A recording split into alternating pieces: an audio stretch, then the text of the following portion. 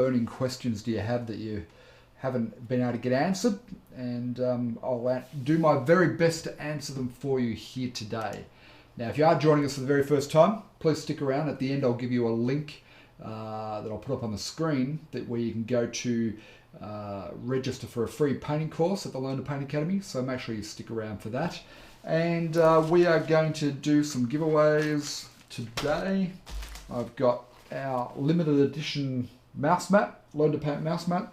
So I'm going to give one of those away on Facebook and one of those away on YouTube towards the end.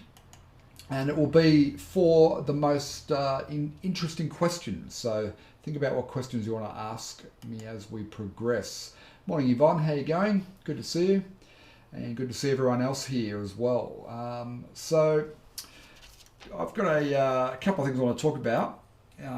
One of the things that I've been thinking about a lot has been developing a more structured learning approach to learning for my own painting and career development. So I'm going to talk about, the sort of plan that I'm putting in place for myself for 2020 that may be relevant for you as well. That you may want to take that on board and apply it. So I'll talk about, developing a program of study for yourself, which is something that I'm doing. So Julia, I noticed you just asked me a question now. Well, I'll answer this one quickly, but just hold off on questions towards the end because otherwise I'll miss them. But Julia's question is, if something doesn't sell at first on eBay, how long do you keep listing it? Well, I've just sold a painting yesterday or the day before, a painting that I've had listed up on eBay for 3 or 4 years. So unless you can sell it somewhere else, I think just leave it there. In fact, I think the more that you have in your store on eBay, the better, or in any of the online platforms, the better. So just leave it there. Just keep relisting it over and over, because eventually the right buyer will come along if the price is right. So thank you for that question. So just with questions, we'll just hold off until second half. Otherwise, what happens is they get lost in the stream, and I sometimes don't get back to them. So I want to make sure I answer everyone's questions. Good morning, Richard. How are you, mate? So good morning, friends over on YouTube. Welcome. So this is our Friday morning coffee chat. So I've got a few things I want to just talk to you about. And then I'll open it up to questions. So we'll see how long we go for. So just in terms of time frames as well, I wanted to let you know that a couple of little announcements, that next week will be the last live streams for the year. So we'll do our regular Wednesday live stream painting session, and then we're going to have our Friday morning coffee chat next Friday. That'll be our Christmas party breakup, and that'll be it for this year. And then we'll probably recommence middle of January-ish, depending, right? So, but I'll keep you posted via our social media platforms and so on as to when we're going to recommence. So look out for that. So that means I'm going to do 2 more episodes of Learn to Paint TV for this year, and then we'll be taking a break over December, January. So just to let you all know that.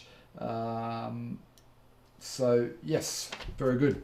So I want to talk about developing a study program for 2020, and this probably applies to those who are fairly serious about their art and their art career. If you're just a hobby artist, well, I shouldn't say just a hobby artist.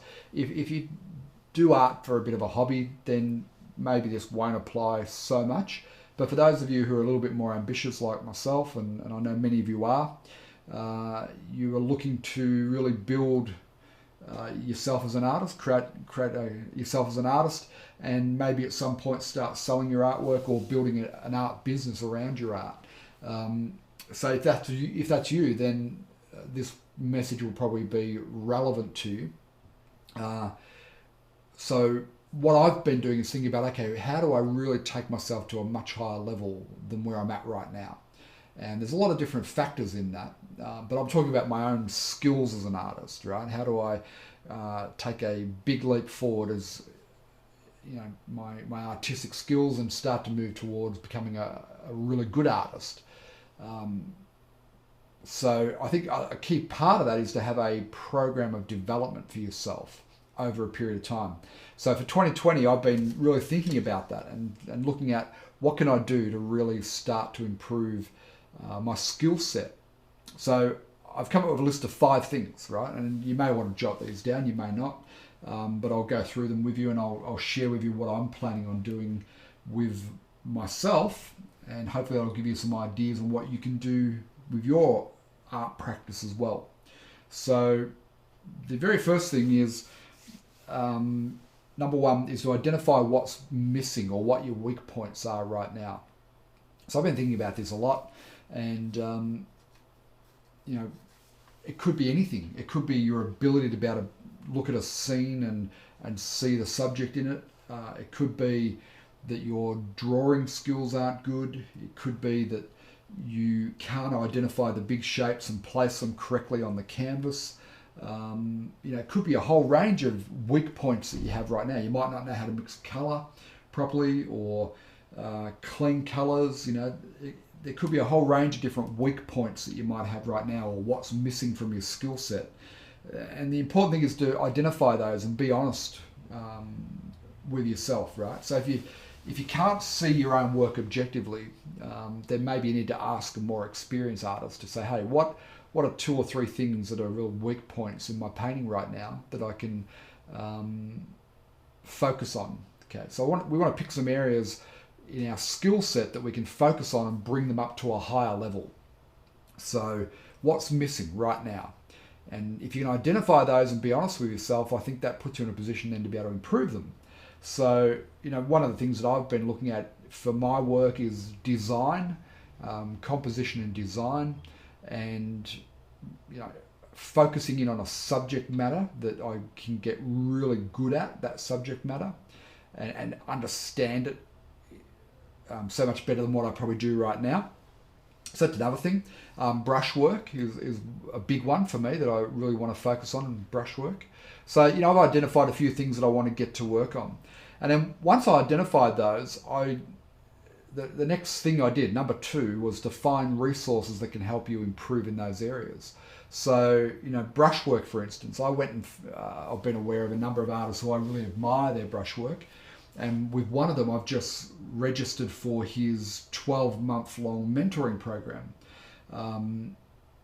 because I really like his brushwork. Now, the particular mentoring program that he's involved with doesn't directly discuss brushwork as such, but I know that if I can learn from him, that I can observe more of his brushwork and his approach.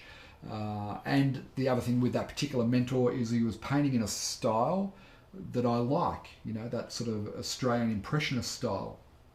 So I really like that style. So it made sense for me to get involved with what he's doing as far as his mentoring program goes. But what I want to focus on is brushwork, and that's what I'm really looking to find out or learn from his approach to brushwork.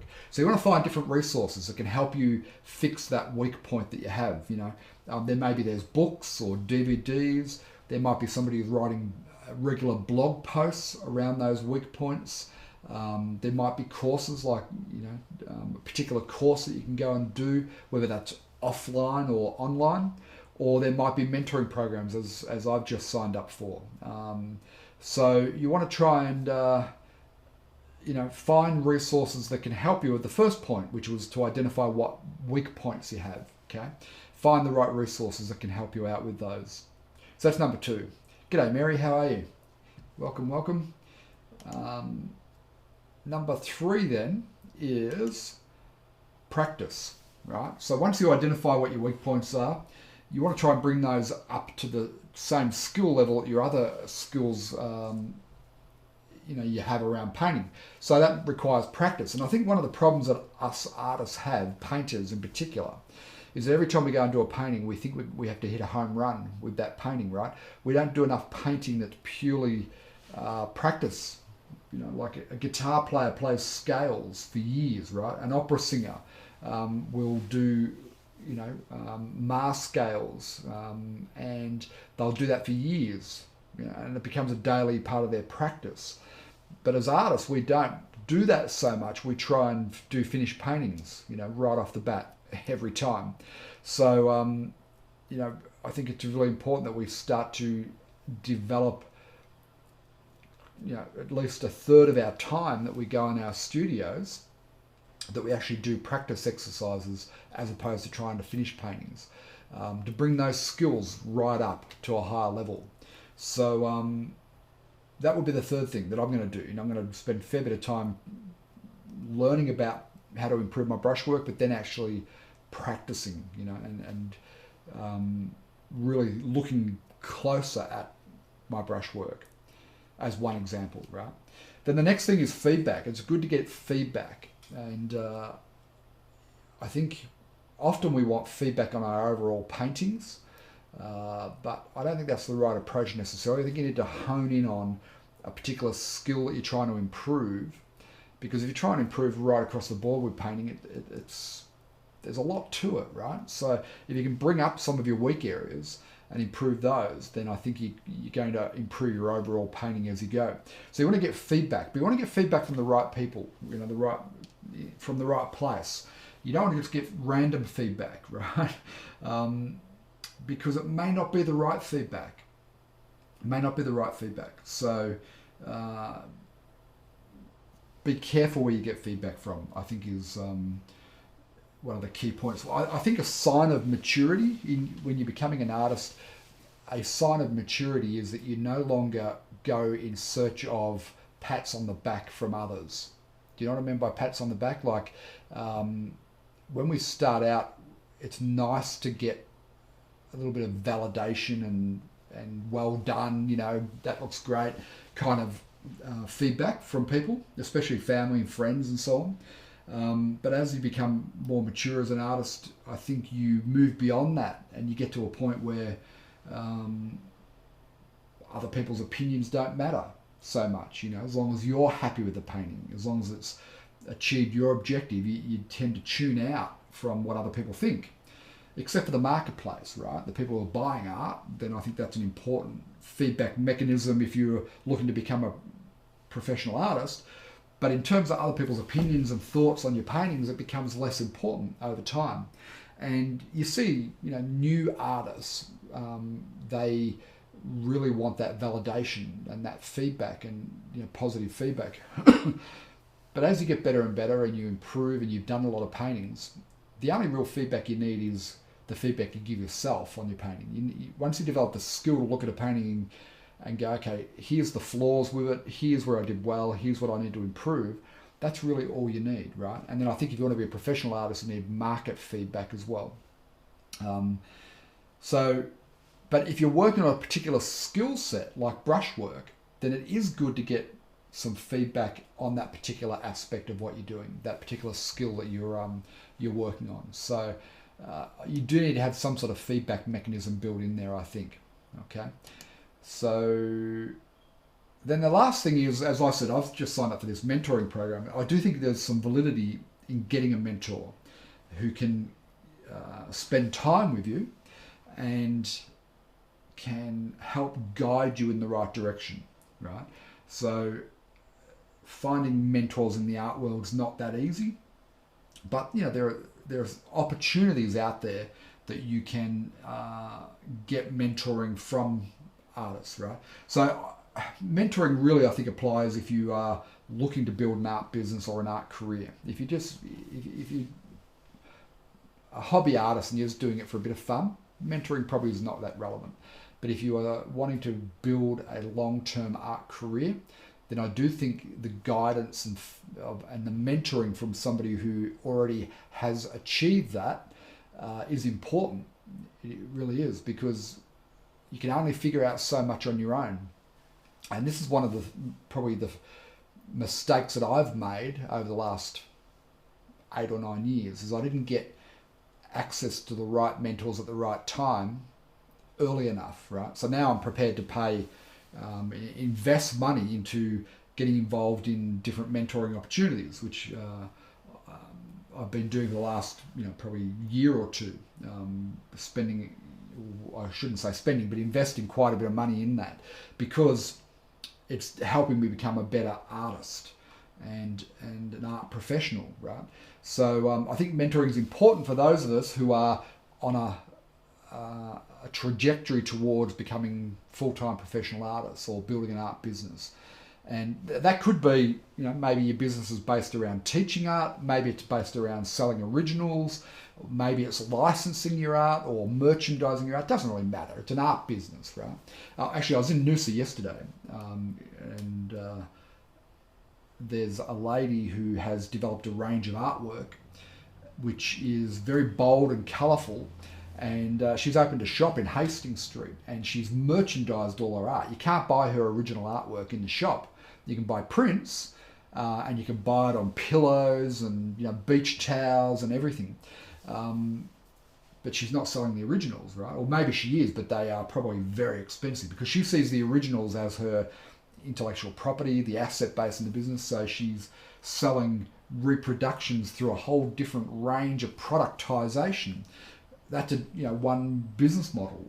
Some people just want to sell originals, which is a flawed business model, fundamentally flawed as a business model, but it's still a way of generating income. And others like me gravitate more towards the teaching and inspiring of other artists. So having a mentor that can align with what your objective is really important, I think. Now, be wary though, because there's a lot of people who have set themselves up as art business coaches, right? As the business coach world has exploded, there's hundreds of people who coach artists who aren't actually practicing artists themselves, and I think that's a problem. Cheers. Cup of tea time. I think that's a problem. I think you don't want to be getting advice from somebody who hasn't or isn't in the trenches right now working as an artist. I think there's only so much a person who isn't experienced as an artist can share with you that's valid, right? But there's plenty of people out there who will offer to sell you their coaching programs because obviously it's a lucrative market, so it's attracted a lot of people. Now, it looks like I'm breaking up a little bit. I hope that's okay. Am I still coming through okay? If you could just leave a yes and let me know, I'd appreciate it, because I'd hate to think we're breaking up. All right. So they're my 5 points, right, that I wanted to talk about, and in the context of developing a study program for 2020. And if you're serious about your art, I challenge you to really give some thought to a study program for 2020. So I'll just go through the 5 points again quickly. John says it's coming through okay. That's good. Thank you, John. I'll go through the 5 points again for you quickly in case you want to write them down. So number one was to identify what's the missing component of your skill set right now. Where do you lack? What areas do you struggle in? Could be color mixing, could be drawing, could be composition, could be anything, right? But identify where your skill gaps are, and make a list of them. So, and then pick three skill areas that you need to focus on. Julie's saying I'm out of sync. Okay, I'm not sure why or how to fix that, but thank you for letting me know, Julie. Hopefully it's not too unbearable. But so that's number one, identify what's missing, right? What are the skills that are missing for you or weak right now? Number two is then to go and find resources that can help you improve those skills that you need to work on. It could be books, it could be DVDs, it could be going to a workshop, it could be somebody's writing a blog about it, there could be online courses. So find resources and start to learn more about that skill area. Number three is then to have a regular practice part of your studio time. Don't just try and finish paintings all the time. Break up your studio practice so that at least a third of your time is doing exercises, and a bit like a piano player who plays scales for 2 hours a day, right? Well, us painters don't do that enough, and I think we need to. So have a regular practice routine. Number four is to get feedback from the right people, right? Don't get feedback from just anybody. Your next door neighbor who once did a watercolor back in 1973 is probably not the right person to give you feedback, right? So, but get feedback not on the overall painting, but on that area, that skill area that you may be lacking in. And number five then was to find a mentor who can work with you one-on-one to guide you further along the development of your program, of your art practice. So I hope that helps. Good morning, Miriam. Miriam can't stay long. but hello to you. Welcome. I hope those 5 points help. Just let me know yes in the comments if that has been helpful. But I guess the key takeaway here is give some thought to your development program for 2020. I think that's probably not a bad idea, right? So just let me know yes if that has been helpful. I've just thought of something I need to workshops. Excuse me for one sec. So I'm going to turn it over to you guys to ask whatever questions you have. I do have something I want to talk about at the end as well, but what questions do you have? How can I help you? This time is for you guys. I want to answer your questions and help you with your painting or your learning to paint, or help you with your art business, right? And I'm going to randomly pick the question I like the best, and I'm going to give away another mouse mat, limited edition mouse mat. So I'll give one away to somebody on Facebook and one away to somebody on YouTube. So let me know what questions you have. Sue says no chat here on YouTube. I think, Sue, that's because there's only 8 people currently tuned in on YouTube, so that's probably why. Darlene says I have chat here. Cool. Sue says great ideas for a hobbyist. Yeah, absolutely. Even if you're a hobby artist, then you know, it's still worth having a program that you work out for the development of your art practice, right? So a study program. And obviously at the Learn to Paint Academy, we have an extensive range of courses for beginner to intermediate artists, and we'll keep adding to those in 2020. But there's other resources out there, like, you know, buy art books and find your favorite art blog and follow that. You know, there's podcasts. There's a lot of different resources out there for you to help you to bring up those skill areas that maybe you are lacking in. And there's so many different skills as you know, to be a really good painter, there are so many different skills you need to develop. It's actually one of the most challenging things ever. You know, it's no wonder we revere master artists, because to get to that point, it requires a huge amount of dedication.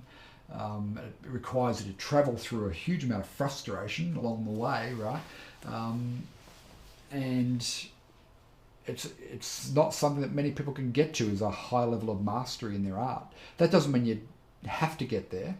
You can still be a good artist and enjoy your art, have fun, inspire other people, and even build an art business around it just by being a good artist. So, you know, there's lots of different opportunities out there.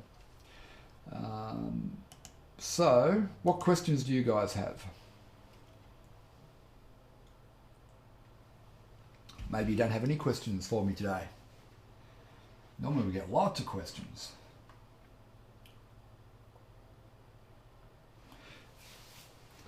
I'll give you a moment to have a think about it. And if we don't have any questions, then we'll wrap up early. I'll go to the beach. Maybe we're getting too close to Christmas for questions.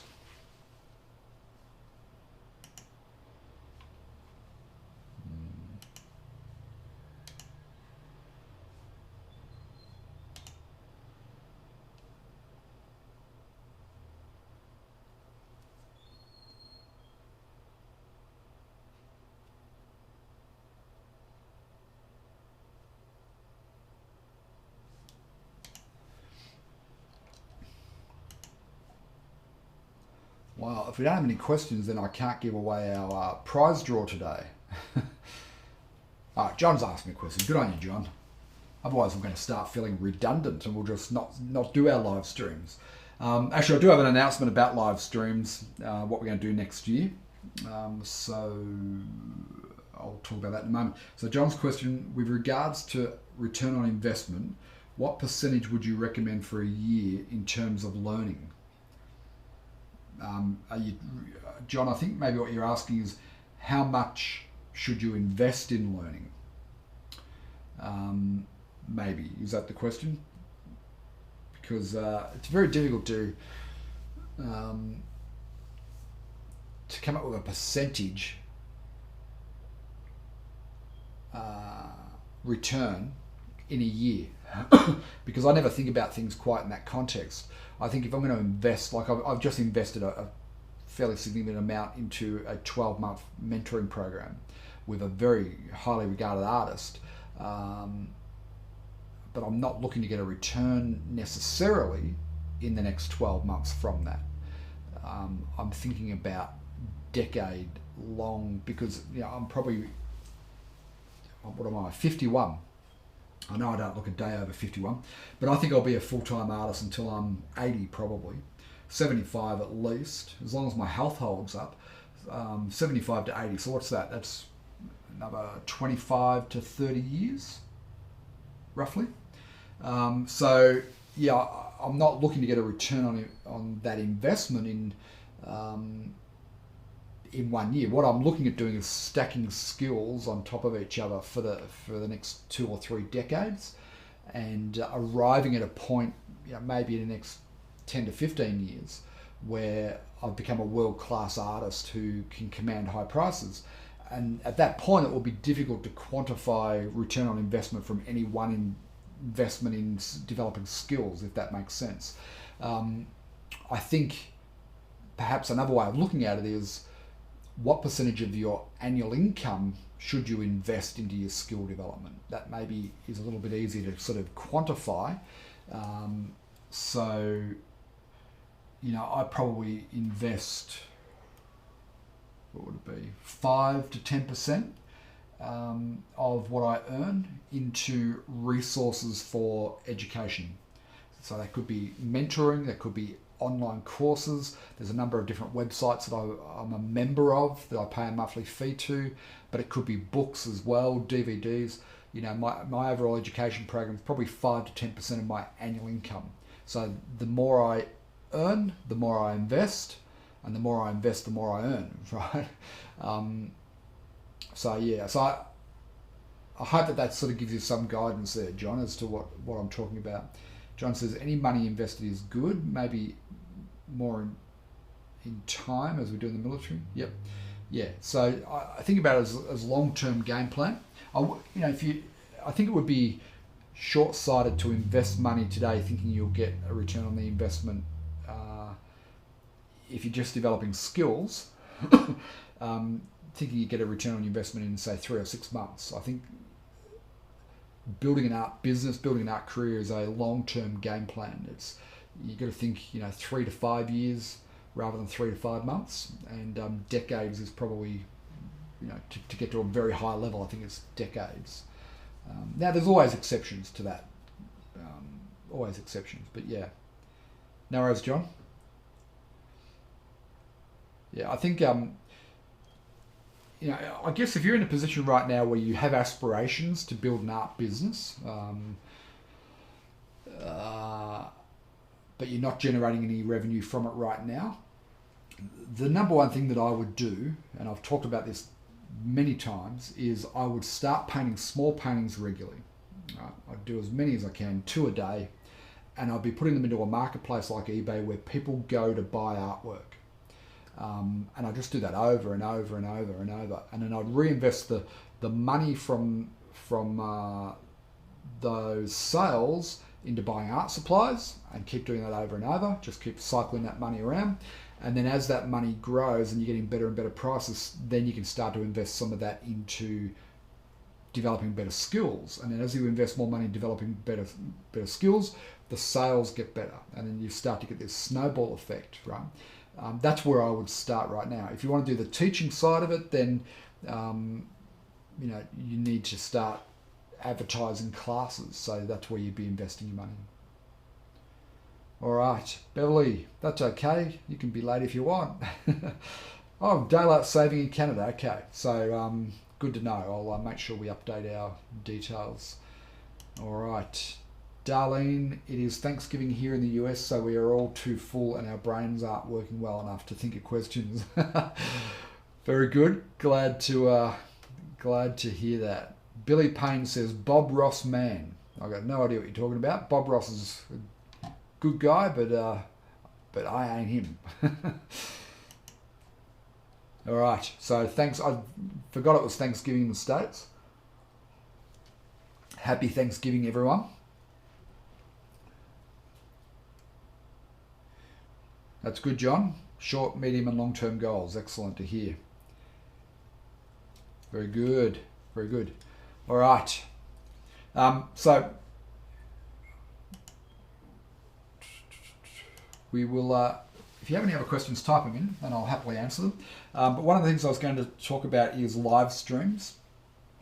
Next year, I'm going to start doing a monthly live stream that is going to be a more in-depth live stream, and it's going to be, you know, maybe 3 or 4 hours, possibly broken up over 2 sessions. So I'm going to do that every month, and it will be for those people who well, it won't be a free one, but it will be for those people who are life members, monthly members, and so on.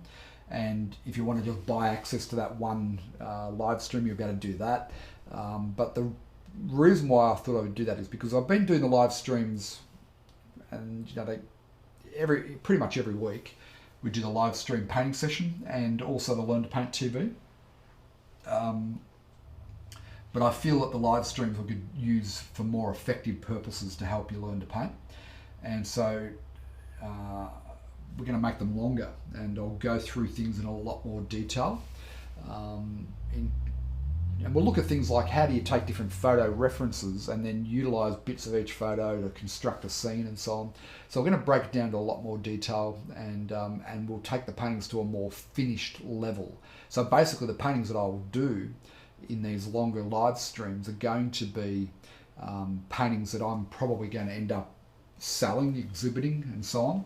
So you'll get to see a lot more in depth how I go about it, because the live streams I've been doing, I've been, you know, little small studies. They haven't been finished paintings by any stretch of the imagination. So I think there's a need for us to have more in-depth, more detailed, finished painting live streams. And I think that, you know, probably take 3 to 4 hours to do. And what that means is we'll probably break it up into 2 sessions each month. We might do 1 2-hour block this week and then another 2-hour block the following week, right? So look out for those. I don't know if that will be of interest to many of you, but if it is of interest, just let me know. Just leave a yes so I know that that's something that is worth our while doing. And it'll probably be a smaller, more intimate group, so I can go into more detail answering your questions and so on. All right, doesn't look like we've got any other questions. So enjoy your Thanksgiving celebrations for those who are having them. I've got a big announcement I was going to make today, but I'm going to hold off until next week with that.